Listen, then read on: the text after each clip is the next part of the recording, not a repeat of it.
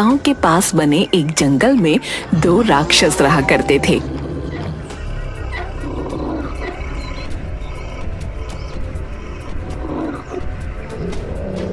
उन्हें जब भूख लगती गांव वालों का शिकार करते और उन्हें मार पीट कर खा लेते।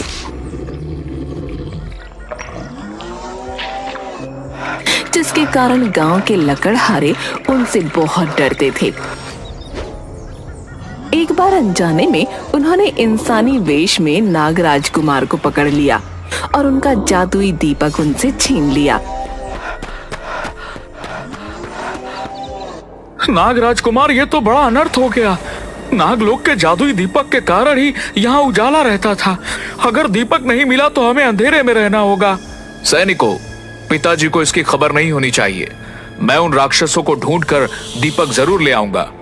लेकिन नागलोक में अंधकार हो जाने के कारण नागराज कुमार का सर एक बड़े पत्थर से टकरा जाता है और वो बेहोश हो जाते हैं। दूसरी तरफ गरीब लकड़हारे बाबूलाल के घर में खाने को कुछ भी नहीं था। वो सोचने लगा, राम जी की कसम, मरना तो निश्चित है। या तो भूख से मरे या फिर जंगल जाकर मरे।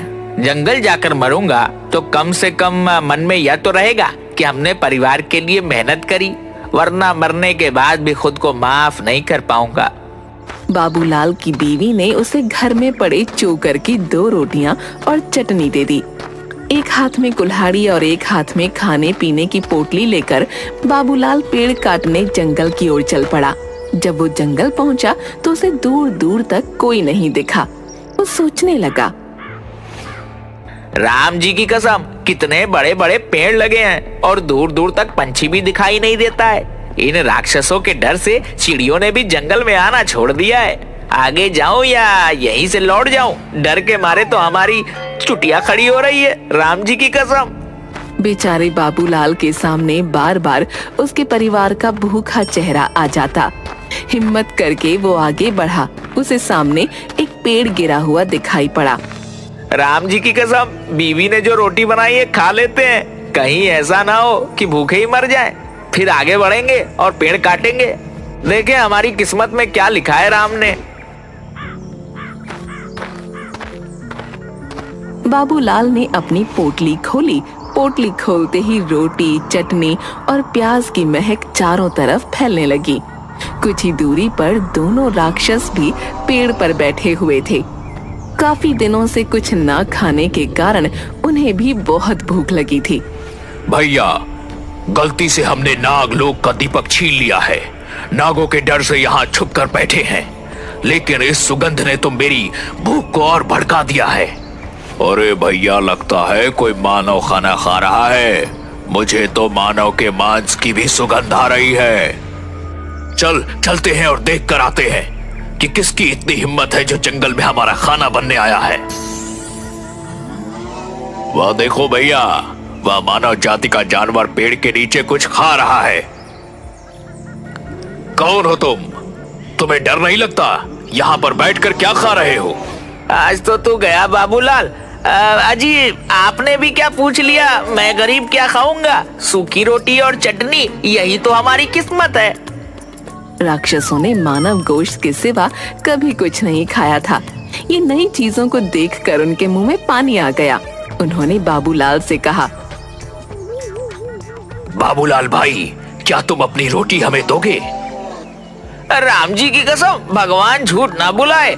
हाथी के जैसा तो शरीर है आपका। भलाई छोटी छोटी 2 रोटियों से आपका क्या होगा?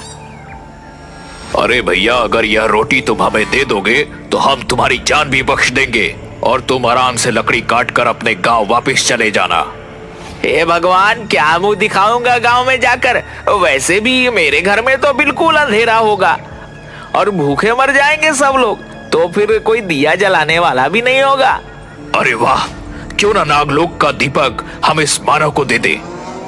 अगर दीपक इसके पास रहेगा तो खतरा भी इसी को होगा और हमारी मुसीबत टल जाएगी। बहुत बढ़िया छोटे, तू कमाल कर दिया। चल ला, दीपक किसी को दे देते हैं और इसके बदले में इसका खाना ले लेते हैं। इस मूर्ख को क्या पता कि यह अपनी मौत ले जा रहा है। तुम्हारे घर में कभी अंधेरा नहीं होगा, मैं तुम्हें यह जादू का दीपक भी दे दूंगा। यह तुम्हारे घर में कभी अंधेरा नहीं होने देगा। बाबूलाल ने मन ही मन सोचा, इन्हें मना करने का मतलब है मौत। राम जी की कसम, अपनी कटी हुई लकड़ियाँ और जादुई दीपक ही लेकर घर चलता हूँ, इसी में खैर है। दीपक और लकड़ियां उठाकर वो घर पहुंचा।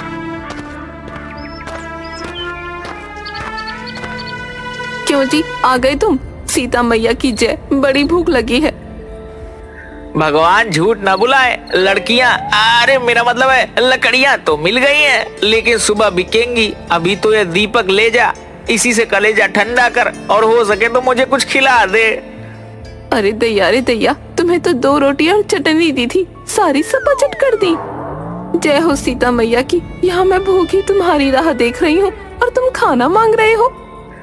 अरे बावली, तुझे क्या बताऊं मेरे साथ क्या हुआ, तुझे विश्वास नहीं होगा।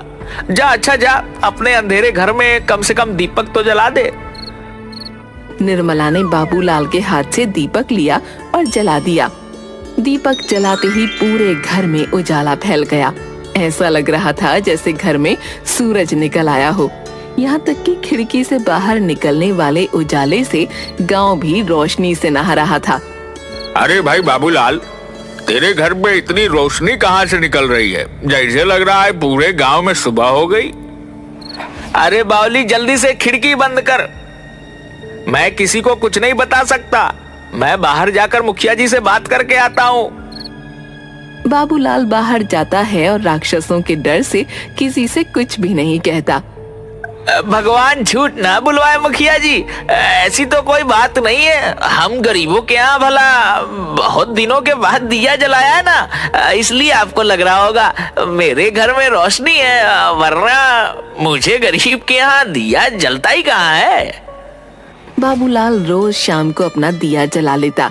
धीरे धीरे जिस घर में भी कोई दावत होती या रोशनी की जरूरत होती, लोग बाबूलाल का दिया ले जाते और उसे उसके बदले में पैसे दे देते।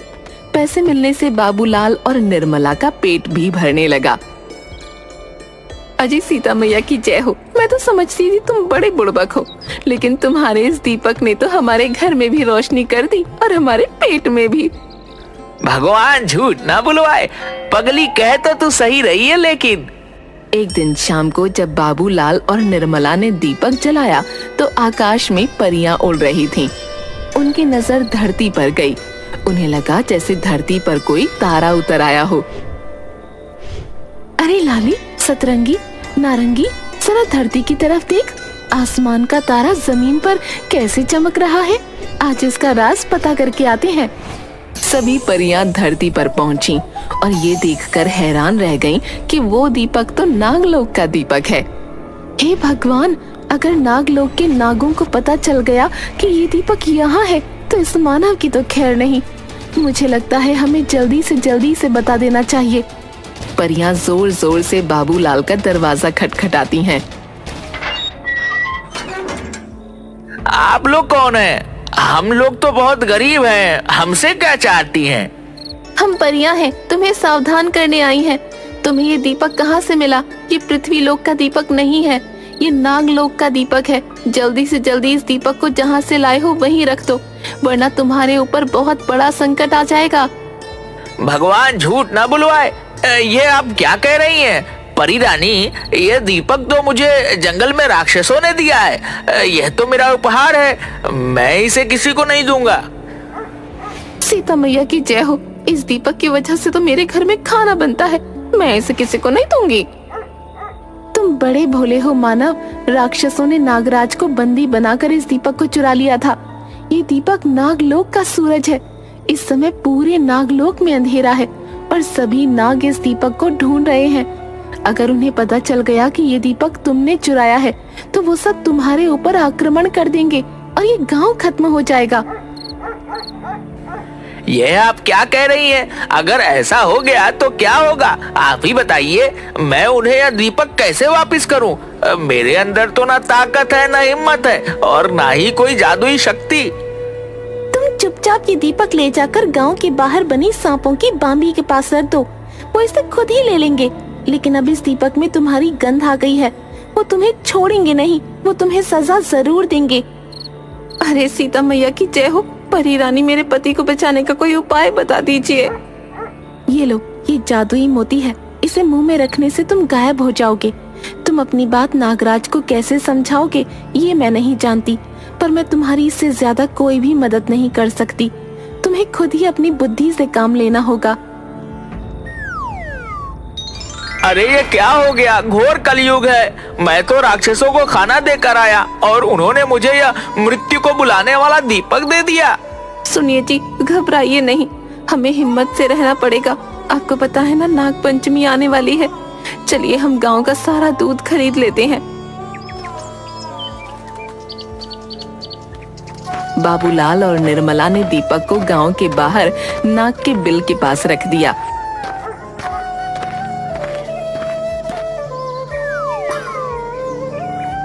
और गांव का सारा दूध खरीद कर घर के अंदर छुप गए। कुछ ही देर में दीपक नागलोक के सांपों को मिल गया। हमारे दीपक को जरूर किसी मनुष्य ने छुआ है। उसके अंदर से मनुष्य की गंध आ रही है। जिसने हमारे दीपक को चुरा कर नागलोक में अंधेरा करने की कोशिश करी है, उसे हम कभी नहीं छोड़ेंगे। उसे इस घनघोर अपराध की सजा जरूर मिलेगी। सभी नाग बाबूलाल की खुशबू को सूंघते हुए उसके घर की तरफ चल पड़े। दूर से ही सांपों की फुफकार की आवाज आने लगी। सभी गांव वालों, आप सभी एक एक कटोरा दूध मेरे घर के चारों तरफ रख दीजिए और सभी अपने अपने घरों के दरवाजे बंद करके अंदर छुप जाएं, जब तक मैं ना कहूं कोई बाहर नहीं आए। गांव पर एक भयानक संकट आया है, लेकिन मैं आप सबको इस संकट से बचा लूंगा। सभी गांव वाले बाबूलाल के घर के चारों तरफ दूध ही दूध रख देते हैं। निर्मला पूजा की सामग्री लेकर बाहर बैठ जाती है। जैसे ही सांप घर की तरफ आते हैं, वो कुमकुम, रोली, चंदन से उनका टीका करने लगती है और दूध का प्रसाद देती है।